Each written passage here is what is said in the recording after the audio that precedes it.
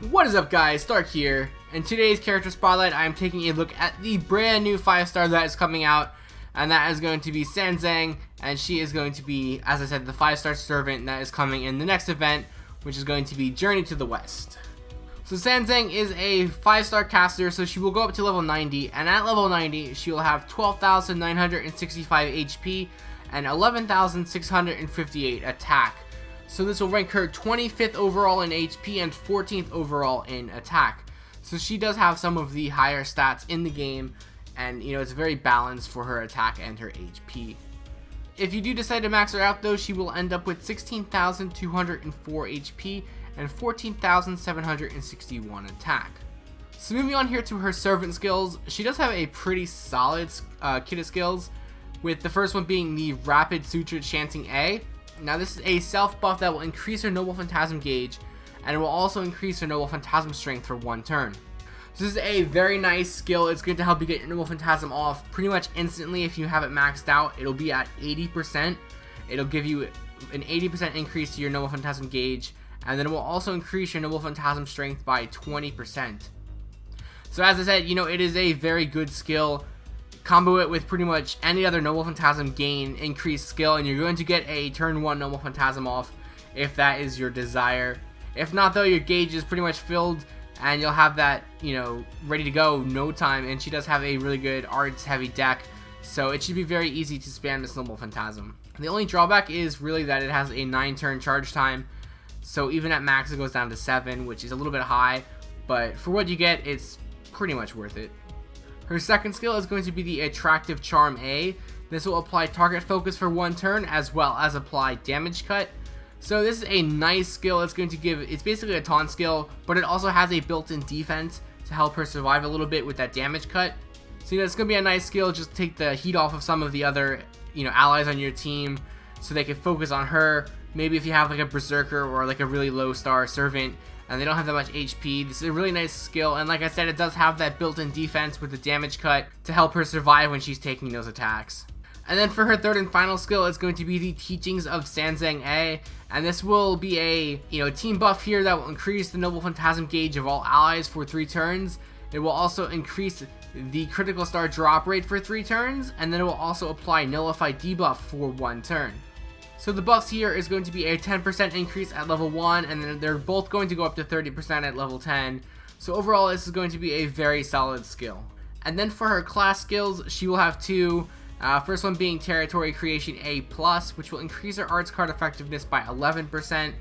And then the second one is Divinity D, which will apply damage plus 125. So now moving on here to her Ascension. For her first Ascension, she's going to need 5 caster pieces and 100,000 quantum pieces. For her second Ascension, she's going to need 12 caster pieces and 9 seeds of Yggdrasil, as well as 300,000 quantum pieces. For her third Ascension, she's going to need 5 caster monuments, 4 phoenix feathers, 10 octuplet crystals, and 1 million quantum pieces.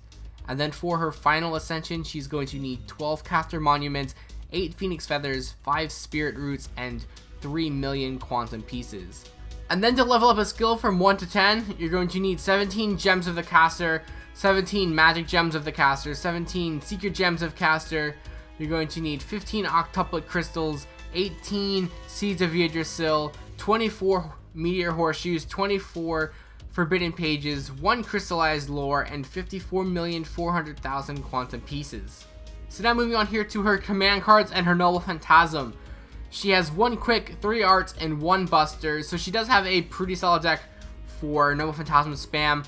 However, her Noble Phantasm is buster, which is a little bit of a drawback, I feel, because you can't make buster brave chains, and her Noble Phantasm is not arts, where you can get like arts chains as well to keep that Noble Phantasm spam going.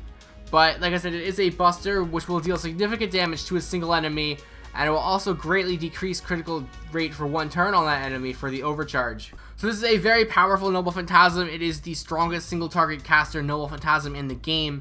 So if you're going up against assassins, you're going to completely annihilate them with this Noble Phantasm. And combo it with her first skill and her 3 arts card in her command card deck, and you're going to be using this Noble Phantasm quite often. Like I said though, it's just a little bit of a drawback that it is buster as opposed to arts. There is a rank up quest you could do to power this up, and this will increase the amount of damage it does by a little bit. So now for some of the craft essences you can use on this character. First up is going to be the White Dragon, which while equipped will increase Buster Card effectiveness of all allies by 20%, but it will also decrease their defense by 10% while on the field. And now for some of the other craft essences you can use on this character.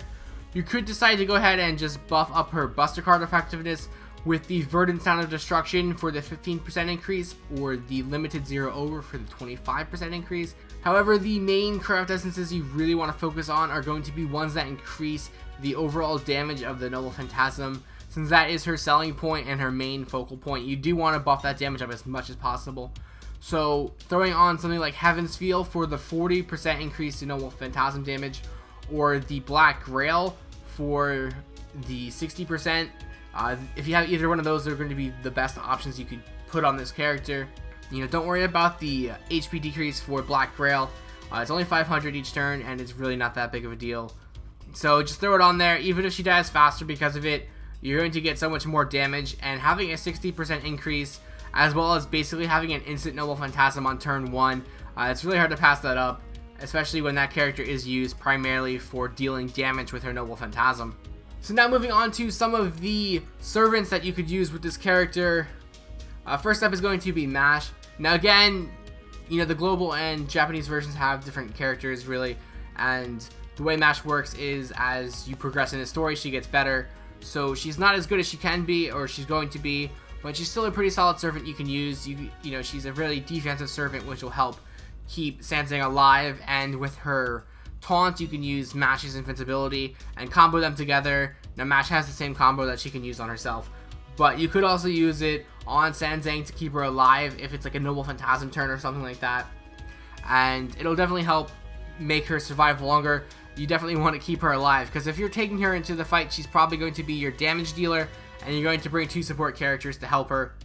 So you definitely want her to stay alive as long as possible, and Mash definitely helps you do that. Next up is going to be Nightingale. She is another really good servant to help keep Sanzang alive a little bit longer, with her first skill being able to heal, and then she also can increase the amount of damage you do with the Noble Phantasm by a massive amount, having her third skill, which has a 50% increase to Buster Card effectiveness. So you can just throw that on Sanzang right before you're about to use your Noble Phantasm, and you're just going to do a tremendous amount of damage. And you also have your Noble Phantasm for more heals as well. So overall, she's a very good combination.